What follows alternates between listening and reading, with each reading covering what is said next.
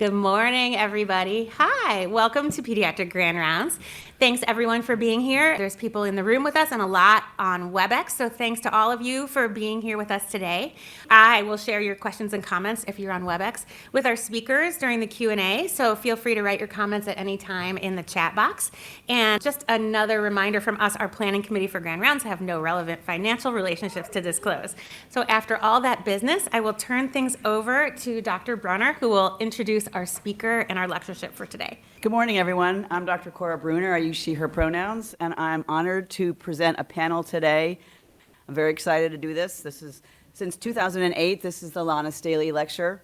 And this is, Dr. Staheli isn't here today, but under her support, we have brought incredible speakers and panels in since 2008. She was born with a birth defect that in the 1940s was always fatal, but she doesn't think of herself as defective in any way. She's a good friend of mine, and I'm actually really honored to just read her words, which are, I have found that the very people who have difficulty as children are the people who are most adept and wise at coping as adults. More than coping, they bounce. They go beyond better. When hard times come along, they go above and beyond. So just want to share with all of you the number of incredible people that I've had come speak in this endowed lectureship that include Ross Ungerleider, Laura Kastner, and Perry Klass came from New York Times talking about balancing career and advocacy. Last year I had Angela Fritz come from our physical therapy department talking about ableism and how difficult it is when you're disabled to have work-life balance. And this year I am honored to present this incredible panel of amazing people. Genevieve Aguilar, who is a nurse and a PhD student, Dr. Luz Gonzalez, who is a doctor on Mercer Island as a pediatrician, and Dr. Jasmine Zavala, who is a pediatrician and adolescent medicine provider running the adolescent program at CMAR. So thank you, all of you. So hand claps for those here in the audience, this incredibly great panel. And as if any of you can see this, Dr. Zavala is very pregnant, and so we're going to make sure we'll start with some really basic questions. But there's a lot of people in the audience here that are supporting these three incredible people. So I just want to thank you all for being here on this rainy, cold November morning. So yes, almost December, but we're still in November. So let's start with the first question. And I already asked this question of these three panelists. And I will ask each one of these 5 questions.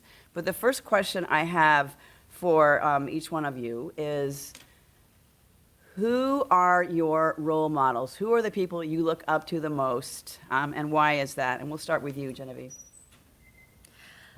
I think there are role models for different parts of my life. And I think that, when I was younger and tried to figure out, like, what is education, and what am I do with my world, and what, what's going on. There was a mentor for me in this organization called the National Hispanic Institute by the name of Tita Yanar. And she would tell the story about how she, she got married, but only told her husband, I will only get married until after I get my master's. And so I had this thing in my head, only gonna get married until after I get my master's, right? And so I was like, okay, I'm gonna be like Tita, I'm gonna I gotta do this thing. And so that's kind of how I had this image in my brain, like college, master's, and then all these other things, and she's successful, so right, all that stuff. And then you have all these other people that influence your life, right? Like how to after you finish these degrees, like how do you do the things you want to do? You're passionate about things, and I find my passion has driven me to do my work, right? And then how do you advance in that passion in a way that feeds you, right? That feeds your soul too. And you watch different people, and I've had different mentors along the way. And they've taught me subject matters, right? They've taught me things like, I've worked at the Latino Center for Health at University of Washington, and how do you really drill into, working from a research perspective on the Latino community, right? How does our Latinx community really need to be kind of looked at and researched with and for And people like Dr. Gino Eisenberg and Dr. Leo Morales and Dr. India Ornelas, really kind of, like helped me see that, right? But then when I look at, well, how do I want to be in the world? A good friend of mine, Antoinette Angulo, who used to work at CMAR, used to be the director of preventive services, is one of the people I really look up to. And, I've never really like told her this actually in person. But the way she is in the world, right? You look to people like, how are you in the world? Like a mentor, like the way you are, how you embody. She embodies mindfulness, right? Like we talk about work-life balance, right? And it's so hard. But she embodies it, and she embodies it with her daughter, and she embodies it in her family, and she right. And so, and I think about that, and she's a good friend of mine, and a mentor that I had at one of, in terms of spiritual practice, was Reverend Alan Mosley, and we really talked about love languages. And many people talk about love languages with regards to relationships, right? People talk about, and oftentimes when you're going through maybe like marriage counseling, but I actually apply love languages to my career because I think about love languages and how I give my love to the world, right? How I give my love to my work. Because we spend so much time at work. Like so much time of our life is work, right? And then how do I receive that love, right? So I'm a words of affirmation person in terms of what I need. And I give of service. So of course I'm a nurse. Yes, and so that is so awesome. Yeah. All of you have given me these role models that you're going to say Yeah. right now. So I'm just going to interject that I actually talked to Antoinette about you. Yeah.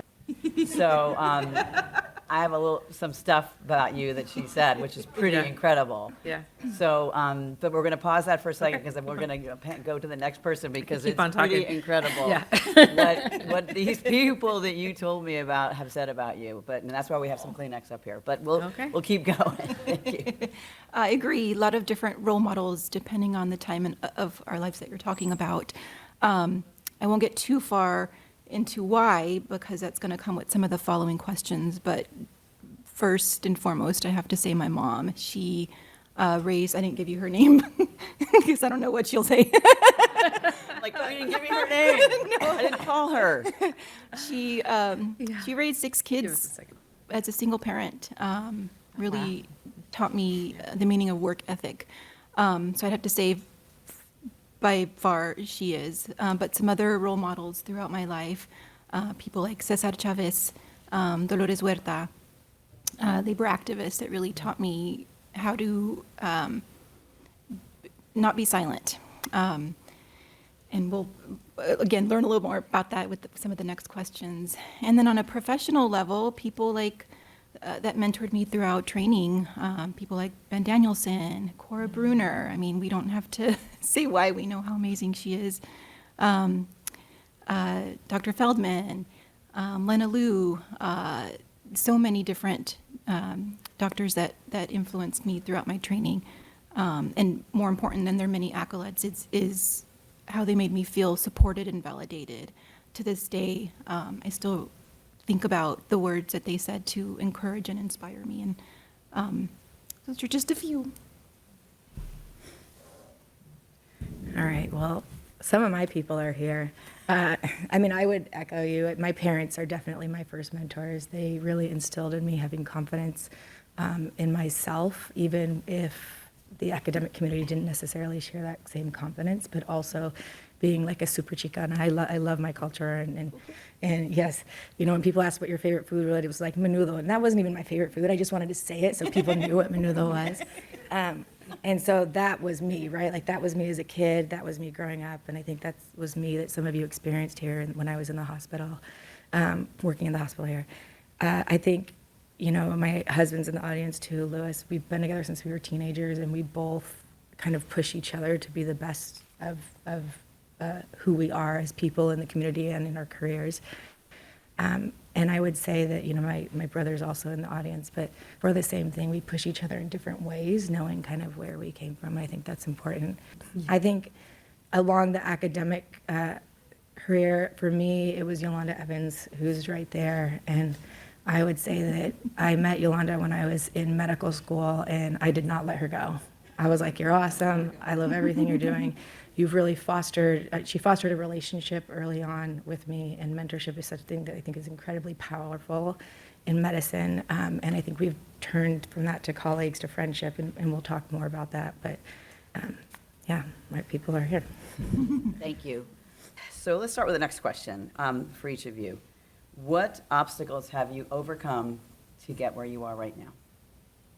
I think I remember I had this real big shift where we went from living in an apartment to living in a house. It was huge, right? Like my parents had saved money up, and for the longest time, and we finally we literally crossed the freeway, and it was this demarcation line of income, right? That's how I felt. I experienced it. And so I went from this elementary school that was all Latino. I think there was one person that was white and one person that was black. And people would speak Spanish, and I'd hang at people's houses. They were, it was just all Latino. And then I went to this middle school that was not that. And people wore Guess jeans, K-Swiss. I mean, I'm dating myself, right? And the case was, shoes, which was the it things, right? And I had the hardest time because I had my hair spiked and I had black lipstick. Yeah, exactly. Yeah. And it was just like everyone else back where I was at. Mm-hmm. I fit right in, but in that school, olvídate. It was I literally had, and I was in the honors classes, right? So these girls were and they literally sat me down and they said, "You've got to change your hair. You've got to change." They literally did this. Mm-hmm. "You got to change your glasses. You got to change your clothes, and this and that." And I was just like, "Oh my God!" And it was so scar. I mean, I still remember it so vividly to this day, and it was such a horrible experience. And then, yes, I know adolescence is horrible for many people, but it was bad. Culturally, it was just and it scarred me. It really, really did. And I think, it made me really seek out more of, gente, where's my, where are my people, right? And so when the National Hispanic Institute came in high school and was like, "Here, you want to be part of our program?" I was like, what is it about? Okay, yeah, sure, right?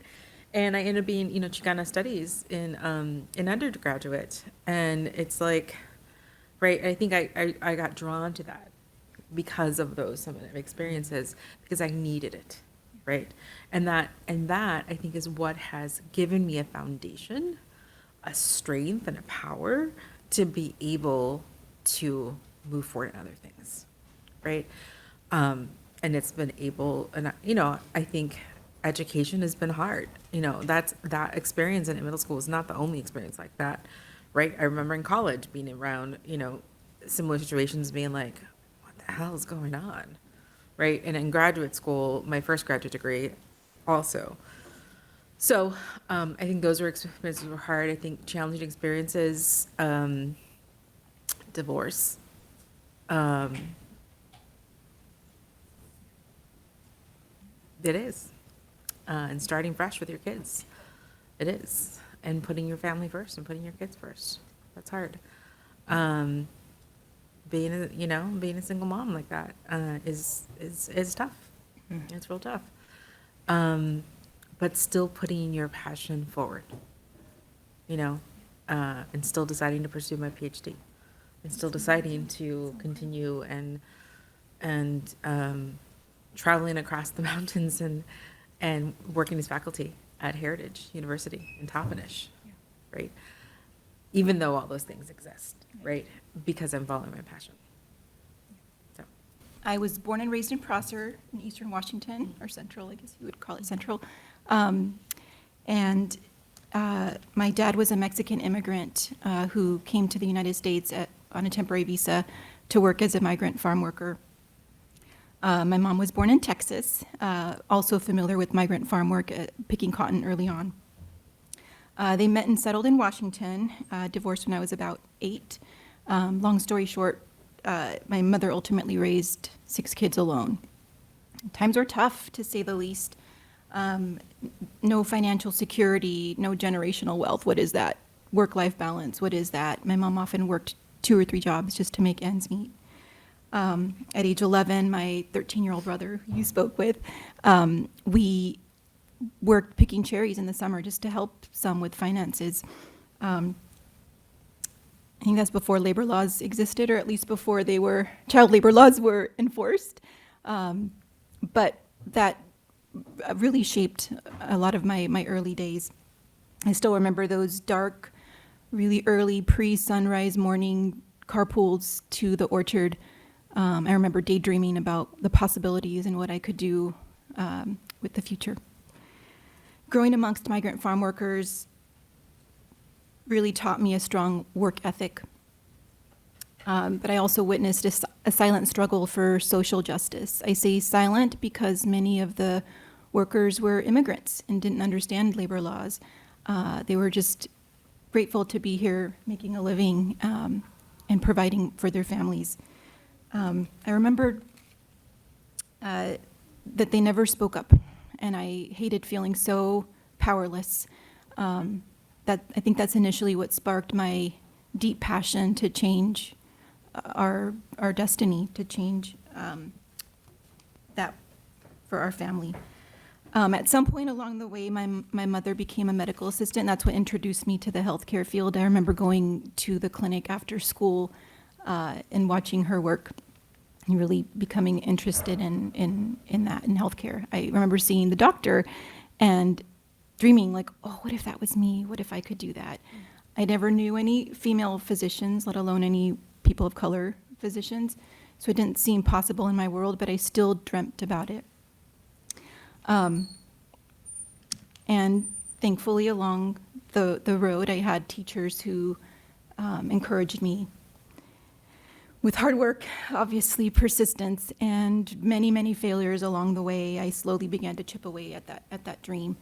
But the journey was often lonely. I think we can all attest to the journey being lonely throughout training.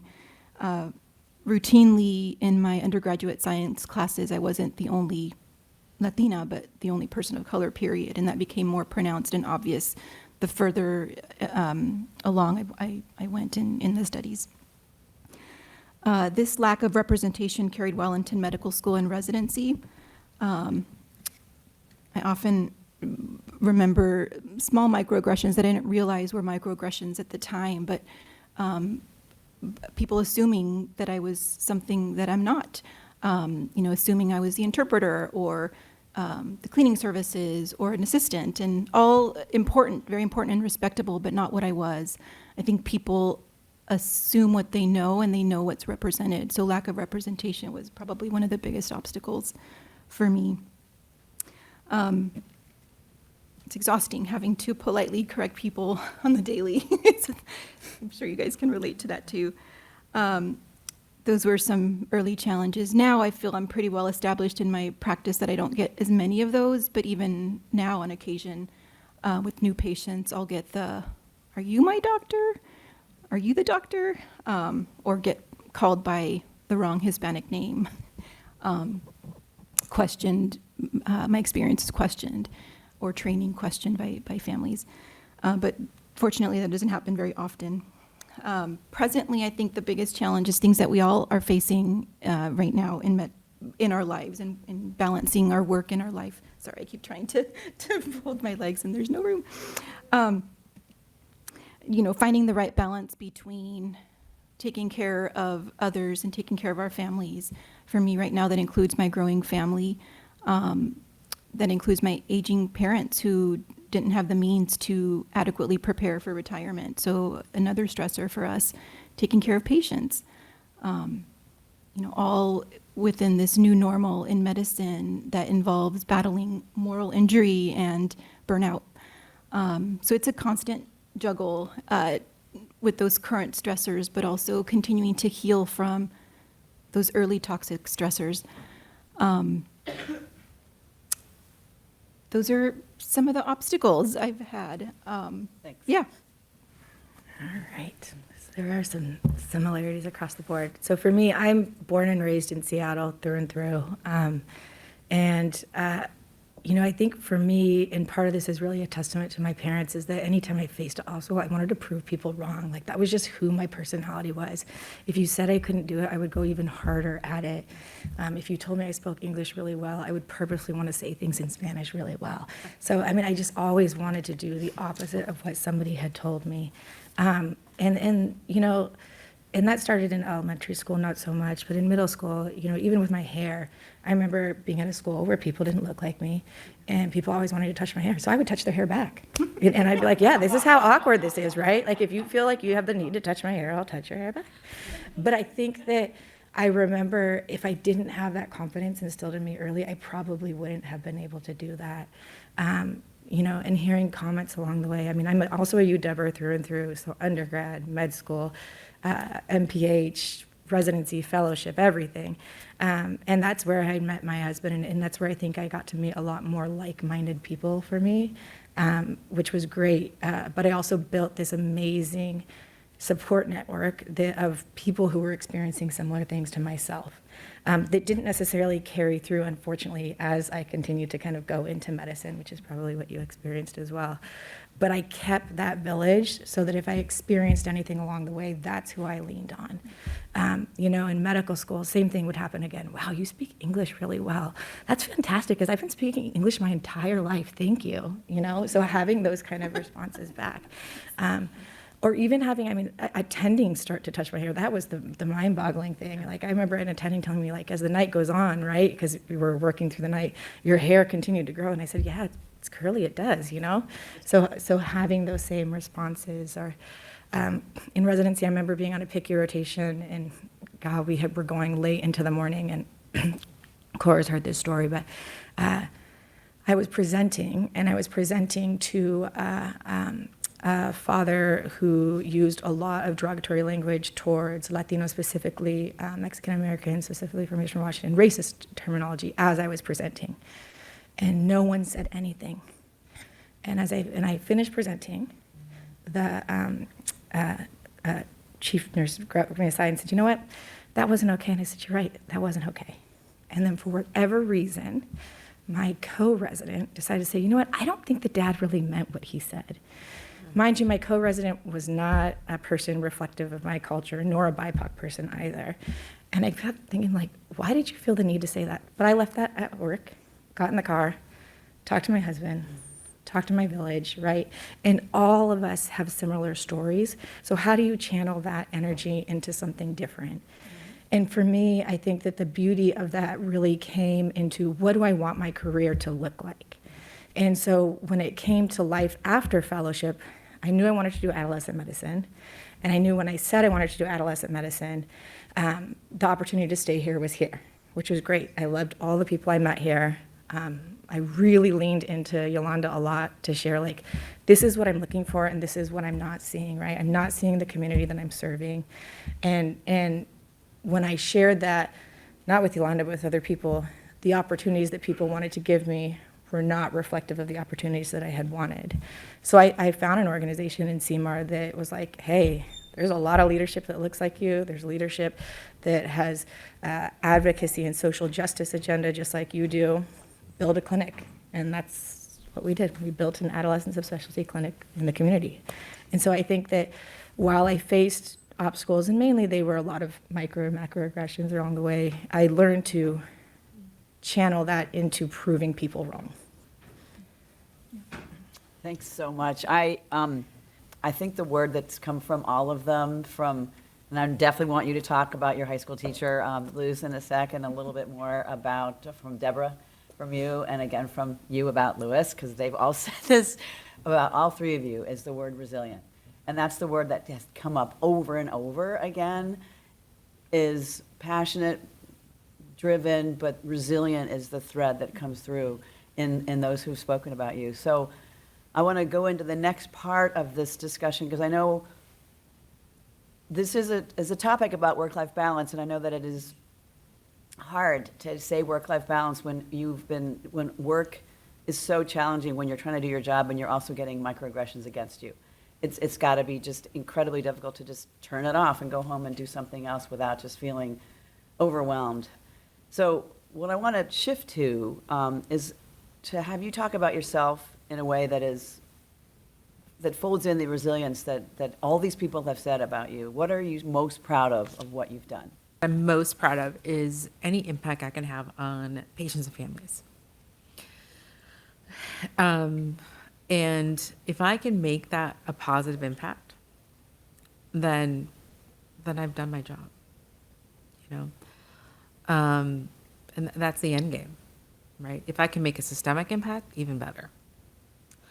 But that's, you know, if the day is crazy and things are going bad, if I can like focus on that, I mean, when I was on the floor, that was I am going to focus on doing everything I can to get all the tools and all the resources this family needs to go home and not have to come back here again, right?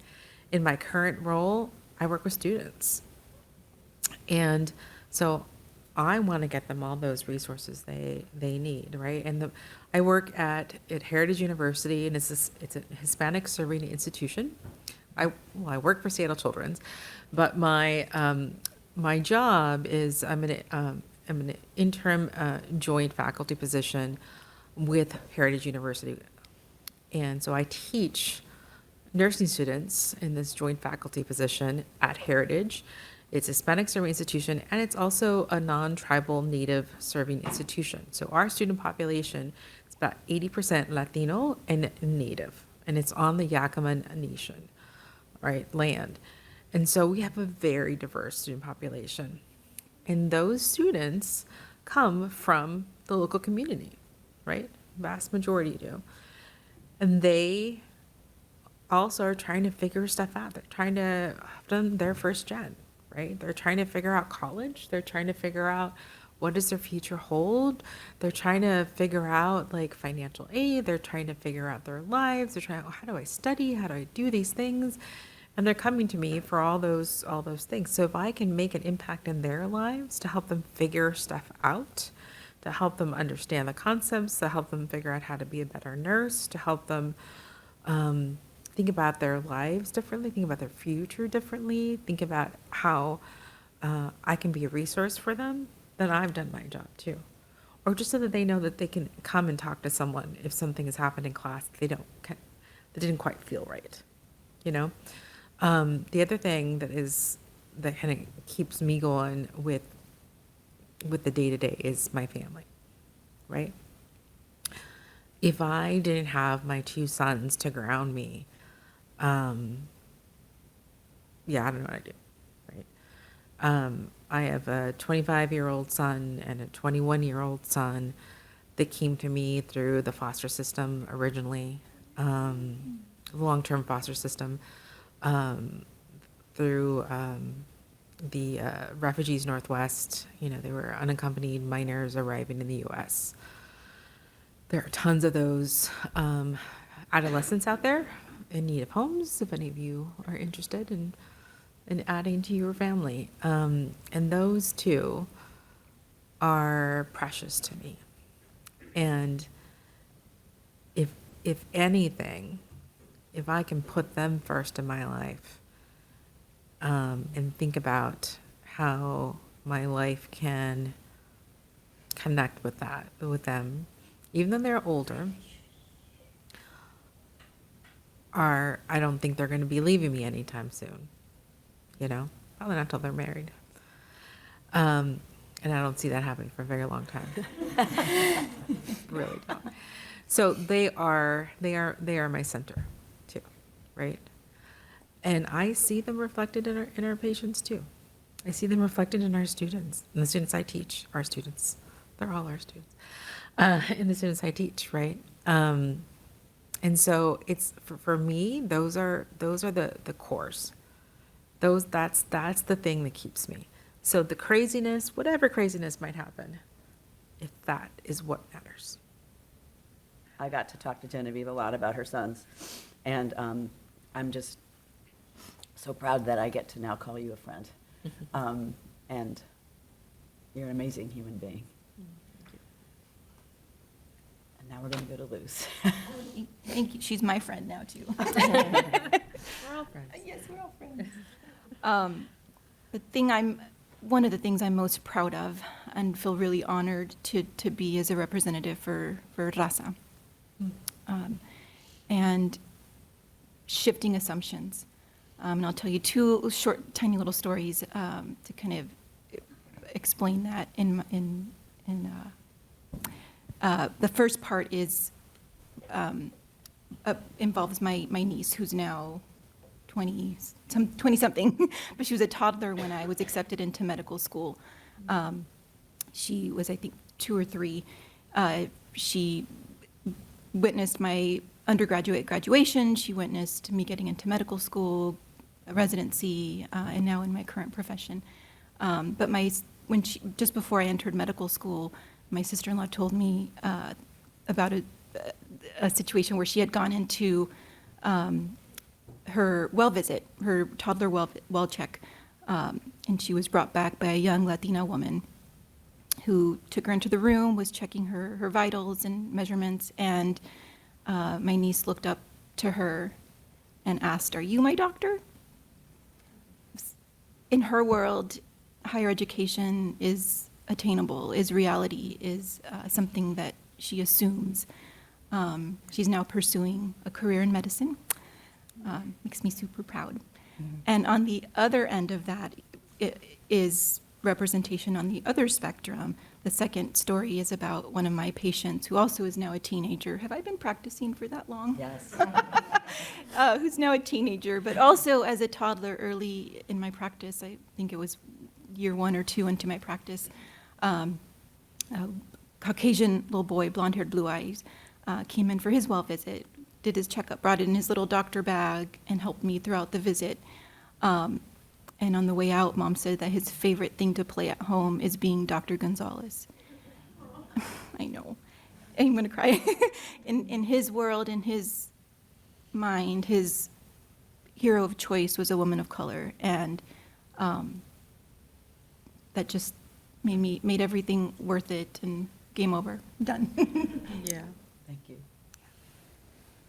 So, that I'm most proud of, well, a couple of things. So, my sister's also in the audience now, and my niece and nephew are here, and I will say that my life changed when they were born, because I shifted from thinking about, when Lewis and I first met, we're going to take on the world, we're going to do all these things, and it shifted into like, how could I help be part of this village to make the next generation even better than ours? And that's really the model I found. And it's the motto that actually my grandfather, my dad was born in Mexico, and when they came to the States, my grandfather had said, I'll know that I'm successful, not when my kids are successful, right? But when my grandchildren are successful. And that shifted, and I understood that at that point, that I thought, oh, I know I'm going to be successful. At that point, I was pre-med. I was already, knew I was going to go to med school. I knew all that was going to happen. But how could I make sure that that continued, that didn't stop? And not just beyond, doing community outreach, but really fostering good relationships and mentorship so that you could continue to help other people. And so I think that continuing with that along my career path has been something I'm incredibly proud of. I took a job somewhere that would foster that. Within my patients, if I need to write a letter of support for court so that they can continue to be involved in activities, or a letter of recommendation. I mean, we know our patients really well, and I've, some patients who've been housing insecure or homeless, got themselves off of opiates, graduated high school, and needed a letter of recommendation for college. Yes, absolutely, please. I want you to go to college. I want you to be, a counselor, a therapist, a provider. I want you to do what you want to do so that you can create more success for other people. And I think that that's kind of that community village mentality, and I've never let that go. So it's not about me. I know I'm going to be successful. I know I'm now getting older in my career, and I know that it's my job actually to continue to foster relationships so that we can build the next generation of successful people. I'm going to tell a story that your niece told me, Jasmine, about hide and seek. Yes. Yes, so she said that you used to play hide and seek with her when she was younger. And I said, well, what was the most interesting part about that? And she said, have you seen how, because it was you and Lewis. And she said, do you know how tall Lewis is? 6'5" or something? How tall are you? 6'4". Okay, sorry. And she said, he's really tall, and I could never find him. Which was pretty sweet. And so I'm just going to, and then I'll go to my next question, but I want to make sure I shout out the people that shouted you guys out. When I talked to the folks that Luz asked me to speak to, one of them was a person you went to college with, Dimple Jane, who's at UCLA. And so she went to Western Washington with you. And I looked her up, and she wrote a book on critical race theory, which I just bought on Amazon. Yeah, she's pretty epic. And she spoke about you. She changed her whole day so I could speak to her about you yesterday. And that she just said that because of the cherry picking part of your life, which is not something that sounded like was a rough part. It was something that you remembered fondly. And I remember that when you told me that when you were a resident with me, when you took naps under the trees. So I remember you telling me that. And then I didn't actually realize you were doing it in high school too. Yeah. So apparently Dimple sends you like a cherry thing every year, like a cherry purse or a cherry napkins or cherry placemats, right? Yes. Yes. Cherries are my thing. They're your thing, which is super cool, actually. You could have thought they weren't, but you don't. You think they're positive, and I just think that she remembers to do that for you is pretty amazing. And then I'm also going to say one more thing about Brett. So Brett Dillahunt was your high school history teacher, Yeah. and he's been teaching for 31 years in Prosser. And he told me that you were, and you never told me this, the very first Latina medical student out of Prosser. Eastern Washington. Out of Eastern Washington. To be accepted. To be accepted and to be a doctor. So it's pretty incredible.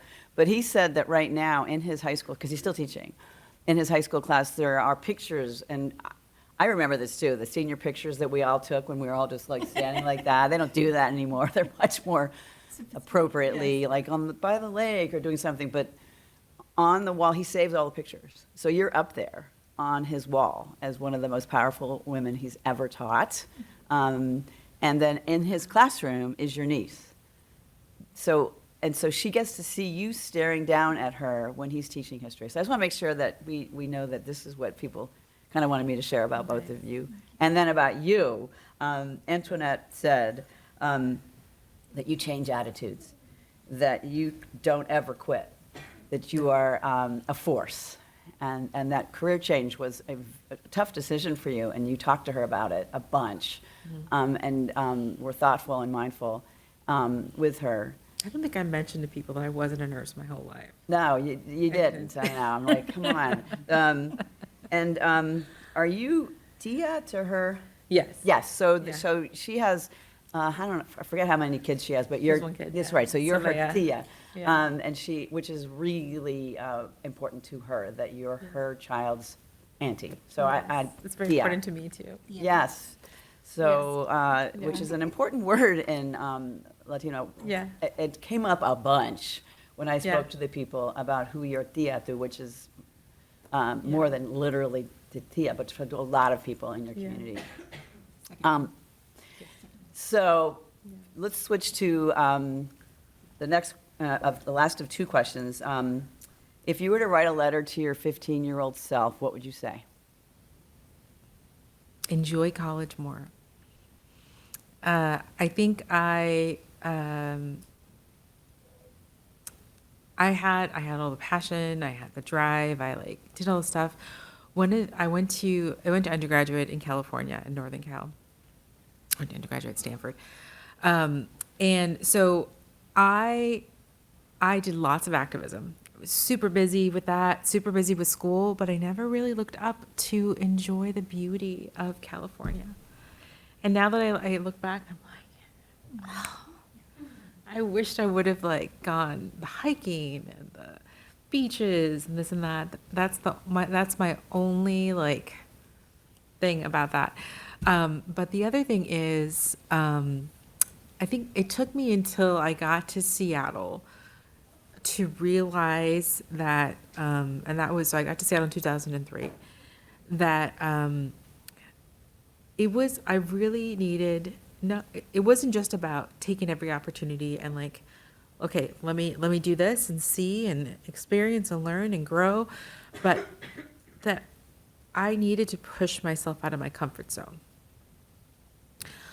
And it took me a while to learn that. So I would tell my 15-year-old self, push yourself out of your comfort zones more, and you'll learn a lot more about yourself and what you need to be, is what I would tell myself.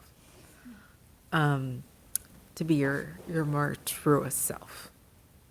Thank you. Yeah. Failures are important. Use them as fuel. They do not define you. I think that would have helped me take more chances, take more risks. Yeah, simple. Failures are important. You rock, you're confident, you're smart, you're a force. Just kind of reinstilling those positive affirmations over again. And you're going to do everything you want to do.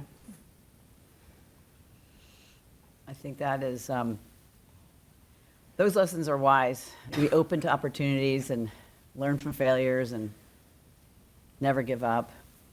I think those that spoke about you all said they all look up to you so much as someone that never gave up. And that what you have done for your communities in terms of making sure that others see you and that you haven't given up is amazing.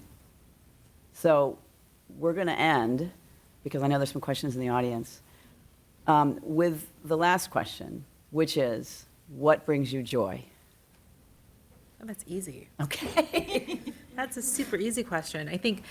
I mean, my biggest joy is spending time with my boys, spending time with my kids.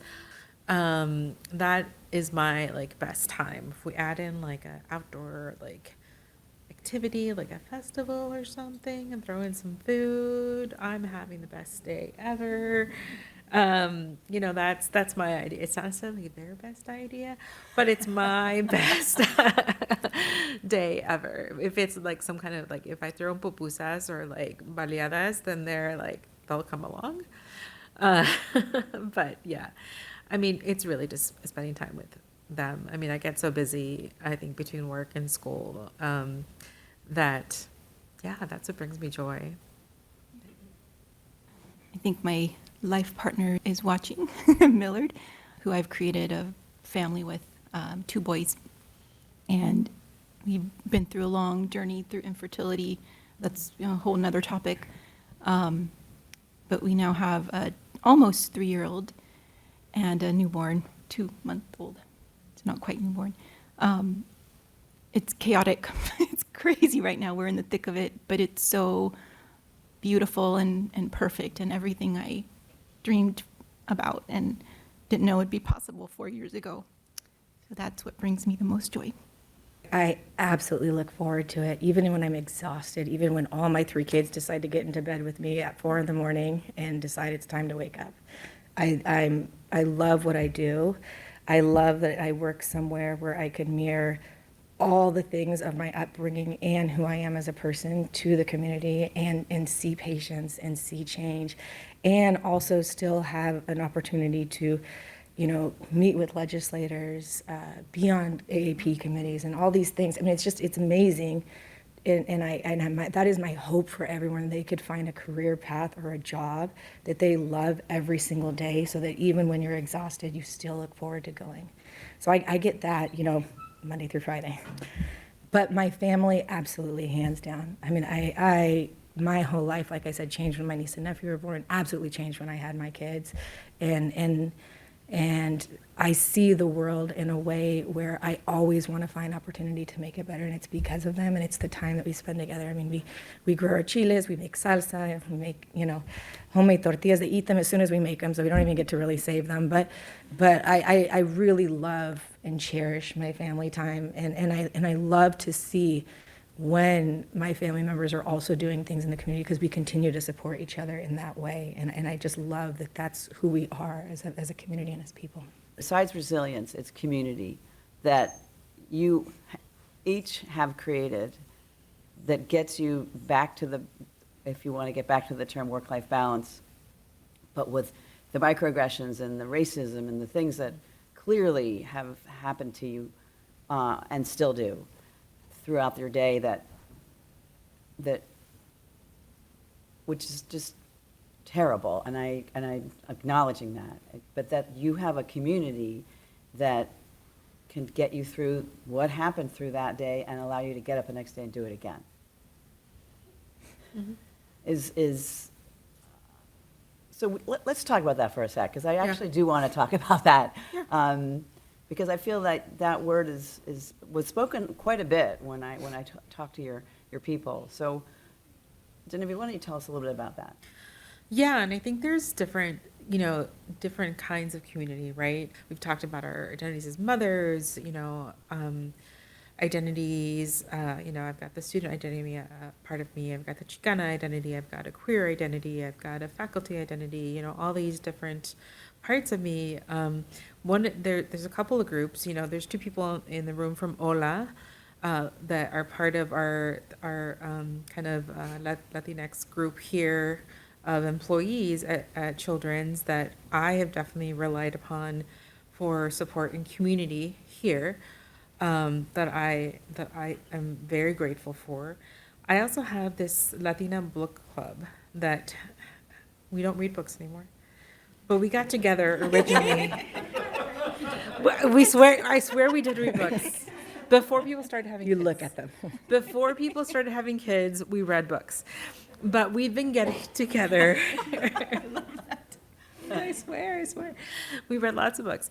But I think it was probably like 2004, 2005 that we originally started getting together, right? So it's been almost 20 years now. And that group has had, Antoinette has had, Dr. India Ornelas over the UW has had, it's this great group of Latinas that we get together monthly. Not everyone comes every month. Maybe someone's got a work thing or a family thing or a kid's, baseball or soccer, whatever, right? But that group has saved me. That is my familia in Seattle, right? My family's in Texas. I've got some cousins and they just moved to Oregon, but my uncle in Oregon, but that Latina book club is like my Seattle family. That's who I go to, right? That's who I call out to. It's like I need to talk something through. Something's happening for me. That's who I know will be there, like my ride or die, right? And so that's part of my community too. And so, we create these communities in different ways, right? I've got, my Latinx nurses kind of people too, right? Yeah. And we connect on a whole different level, right? And so there's these different parts of us, and then we find that affinity, that community, and reconnect with each other in different ways too. There's different communities for different aspects of your life, right? Your home community, your work community, your friend community, your family, extended family community. And that's, you mentioned that scenario where you didn't say anything in the moment, but afterwards you kind of processed. I think sometimes it's hard to process what's happening and staying patient and calm in the moment, but then needing to process it later on and having that that community to kind of work through your feelings and response and talk it out. Like, what could I have said? What should I have done? What should I do now? Yeah. Millard said that about you. He said that he did. He said that you process things with him and help him get through similar things that he might have experienced. Yeah. That he shared that that's sometimes what happens at the end of the day. Yeah. I'm going to call out my niece and nephew and see if they know what I'm going to say. So what do I always say? We're Mexi. We're Mexi. Cans, not Yes, Mexicans, no cans, right? Mexicans. Yeah, That's what I told exactly. You see? Right. I mean, look at our phrases, si se puede. Look what, look what we do as a community is my parents took us to political rallies. We marched to Olympia fighting for healthcare rights for migrant farm workers. My mom's family were migrant farm workers. My mom went to the fields. So this is our upbringing, right? We're fighters as people. That's part of my community. That's part of the upbringing. That's part of what we're continuing to pass on to the generations. And then we have our support network of people that we build along the way. And whether that's in the field that you're in or not in the field, that's just vital to, I think, survival in life, no matter who you are as a person. And again, like I said, I get to, the beauty of where I'm at and where I work now is I get to marry those two things together. I've learned so much, and I'm so honored at the courage you have to sit here and talk to all of the people here in the audience and remote. And we just have a couple minutes left, but before I end, I just want to again give a thank you to these people for their courage. And I just want to make sure that if there's some questions from the audience, that we are here to answer them, and or any questions from the remote folks. I have something in the chat. There's somebody who wants to join your book club. I just got her email for you. Her name's Sandra, so I will give it to you after this hour. Thanks. I have a microphone for anyone who might have questions in the room. Oh, my A lot of people here. Thanks, guys.